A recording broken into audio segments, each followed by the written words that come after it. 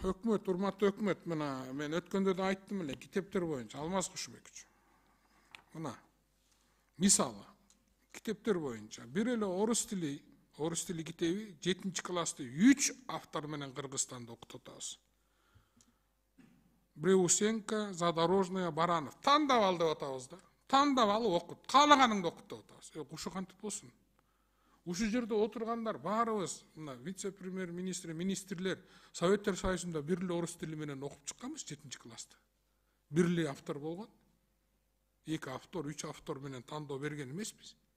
Мисалы кыргыз адабиятынын 6-класста Мусаев менен Муратовдун экөөнүн каалаганын тандап ал дейткенбиз да. Ошондой эле кыргыз тили 7-класс боюнча Мамутов менен Үсөналиевдик. 6-класста Үсөналиев менен Алымова каалаганын тандап ал дейткенбиз.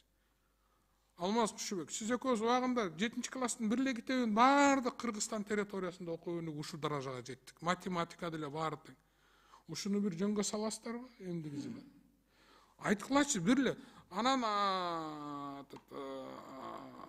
урматтуу өкмөт.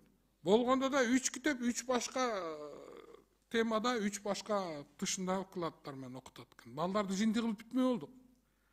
Ушуну бир мен жеке көзөмөлгө алып ар дайым айтам эми. Сиздер да ушуну көзөмөлгө алып Алмаз Кушубекович.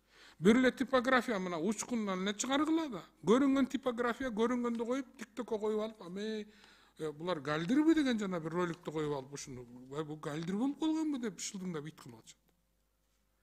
Ушуну да бир карап берсеңиз эмдиги жылкы бюджетке. Аябай ушул принципиалдуу маселе да, Алмаз Кушубекович.